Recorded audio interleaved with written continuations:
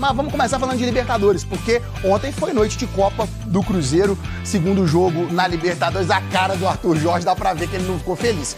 O Mineirão tava cheio, a torcida do Cruzeiro tava empolgada, mais de 40 mil torcedores. Só que o fim da partida não foi bem o que o cruzeirense imaginava. Derrota de 2-1 para a Universidade Católica no Chile, no finalzinho. Uma última prece. Tava difícil de acreditar no que estava acontecendo. Tinha tudo para ser uma noite perfeita.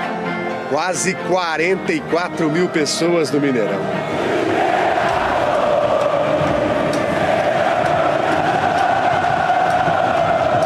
Depois de 7 anos, o Cruzeiro voltava a jogar em casa pela principal competição de clubes da América. 7 anos, estamos de volta. Mas a Libertadores é traiçoeira. Libertadores eu acho que é um pouco mais pegado, é mais disputado. Tem que ter sangue frio para não cair em provocações. Os jogadores da Universidade Católica do Chile fizeram de tudo para tentar tirar o Matheus Pereira do sério. Incomodado com a pressão dos adversários sobre o árbitro, o camisa 10 do Cruzeiro disse para o colombiano Valência: "Ei, troca com ele. Ele joga e você apita." Enervar o Cruzeiro era o primeiro objetivo do time chileno. O segundo, aproveitar as bolas paradas. Numa delas, o atacante Zampedri acertou as 2 traves. Na tentativa seguinte, o argentino Gianni não perdoou. Com 1-0 no placar, a Universidade Católica passou a catimbar ainda mais. Eles acharam um gol e começaram a queimar tempo. A gente sabe que esse é o jogo de alguns times sul-americanos quando vem jogar fora de casa. Depois de um primeiro tempo de poucas chances, o Cruzeiro foi mais agressivo na etapa final. Quando o Kaique tentou invadir a área, o árbitro marcou pênalti de Montes. E o que aconteceu depois foi bizarro. Os jogadores do time chileno queriam cavar um buraco na marca do pênalti, enquanto os cruzeirenses tentavam protegê-la. Quando o Matheus Pereira enfim se preparava para a cobrança, o argentino Zucchi foi lá para tentar atrapalhar a concentração do brasileiro. Não deu certo, não. O goleiro nem saiu na foto. 1-1, torcida empolgada, a virada cruzeirense parecia uma questão de tempo. A cabeçada do Neiser parou na trave. No rebote, o Christian mandou para fora. O Christian tentou de novo, dessa vez num chutaço de fora da área que o goleiro defendeu como pôde. O castigo veio aos 48 do segundo tempo. Martínez apareceu livre para marcar o gol da vitória da Universidade Católica. Não podemos bobear, bobeamos e perdemos 3 pontos. E olha que o Cruzeiro ainda teve mais uma chance. Mas o goleiro Bernedo cresceu para cima do Matheus Pereira. Infelizmente, tem coisa que não dá para explicar. Foi um golpe duro para a torcida do Cruzeiro. O que era para ser uma noite de festa virou um pesadelo no primeiro jogo em casa nessa Libertadores. Uma derrota que vai deixar lições. Libertadores, sem dúvida, é um campeonato completamente diferente, em que a gente tem que estar atento em todo o tempo e matar as jogadas que a gente criar. Clima de velório ali dentro do vestiário, mas a gente não tem muito tempo para perder, a gente já tem um jogo muito difícil no sábado.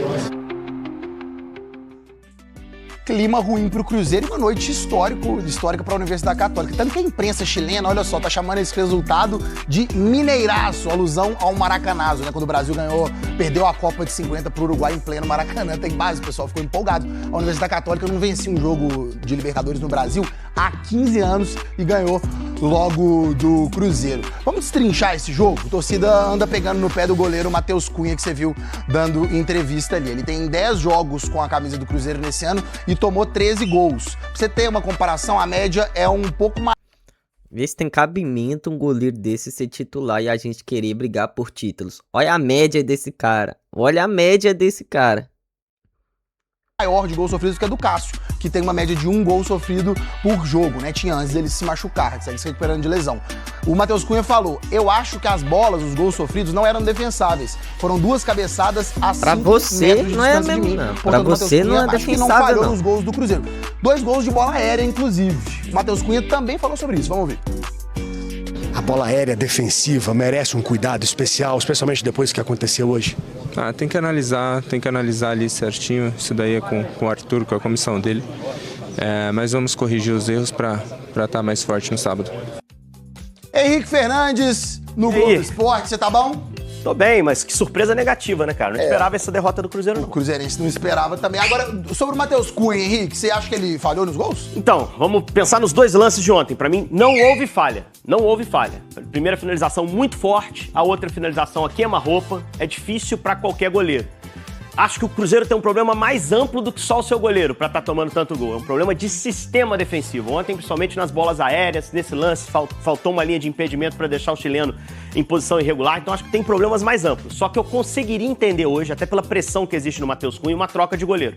O Otávio é um goleiro promissor. Os treinos é que vão mostrar pro Arthur Jorge qual deve ser o caminho. Mas se ele quiser trocar pro jogo contra o Grêmio, eu consigo entender hoje. Mas só não pode pensar que essa vai ser a solução mágica para a defesa do Cruzeiro. Pois é, gente, vira e mexe, o pessoal me para na rua, me pergunta, fala assim, pergunta isso aqui pro Henrique, pergunta aquela outra coisa pro Henrique. Tem isso. Hoje vai rolar. Vai rolar. A gente ouviu o torcedor e tem pergunta para Henrique Fernandes. Henrique Fernandes, meu nome é Luiz Gustavo e eu queria saber se era o momento de fazer essas substituições que o Cruzeiro está fazendo pro jogo de hoje, se tratando de um jogo de Libertadores e o primeiro jogo em casa?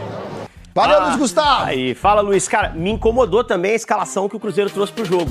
Só que eu acho que é uma questão mais física do que qualquer coisa. A gente tá vendo aqui as mudanças. O Vidalba voltou na zaga. Estava tão bem. Cauã Moraes voltou de lateral. No meio-campo, o Matheus Henrique apareceu e o Wanderson na ponta. Eu acho que foi uma questão física, acima de tudo, né? O Cruzeiro vem numa maratona desde o Campeonato Estadual. Tenho certeza que o Arthur Jorge foi recomendado a segurar alguns jogadores e fazer um rodízio no elenco. Nenhum dos 4 jogou bem pra mim. Nenhum dos 4 conseguiu ajudar. Gostei desse negócio da pergunta do torcedor. Também vamos gostei, mais cara. uma? Vamos ter mais? Vamos pergunta, torcedor. Henrique Fernandes, sou o Pedro. Tenho uma pergunta pra você. O que você achou da renovação do Arthur Jorge até 2030? Valeu pela pergunta, Pedrão. E aí, Arthur Jorge, só pra explicar pra você de casa, Isso. o Arthur Jorge, técnico português do Cruzeiro, chegou tem um mês. Ele tinha assinado contrato até 2027, que já é um contrato longo. Aí, com menos de um mês de trabalho, o Pedrinho foi lá e assinou, renovou até 2030. Deu uma emocionada o Pedrinho? Tipo aquele cara que começa a paquerar ali, já pede namoro na segunda semana. Deve ter visto alguma coisa nos treinos aí que o animaram bastante, né? Agora, tem uma mensagem nessa renovação longa, né? Pro elenco. Ó, esse cara aí é que vai comandar durante o médio prazo. Então, procurem agradá-lo, procurem satisfazer o que ele pensa em relação ao time. A confiança do Cruzeiro é absoluta nesse treinador. Sim, a gente sempre torce pra cumprir o contrato, mas a gente sabe que aqui no Brasil é difícil. Mas o Cruzeiro, de alguma forma, também se blinda pra não acontecer com o Arthur o que aconteceu no jogo do Botafogo, quando ele era treinador do Botafogo. Que ele foi campeão e saiu. Se aumenta o contrato, aumenta a multa, resguarda um pouco mais nesse sentido também. O Arthur Jorge falou ontem, depois da derrota, sobre essa renovação até 2030. Um assunto muito simples de explicar, que tendo um período de tempo de trabalho aqui, sendo e conhecendo a dimensão daquilo que é o Cruzeiro, que pode ser explicado de uma forma em que não viveremos apenas e só em cima de vitórias ou derrotas, viveremos em cima de um trabalho mais global para o clube, um desafio, para a responsabilidade que eu assumi e aceitei de poder fazer parte de um projeto que tem uma visão mais à frente e não só imediata ou resultadista. Tá aí.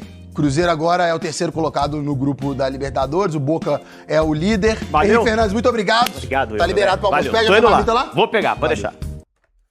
Se você chegou até aqui, deixe seu like, se inscreve no canal e bora pra mais conteúdo do Cabuloso, hein?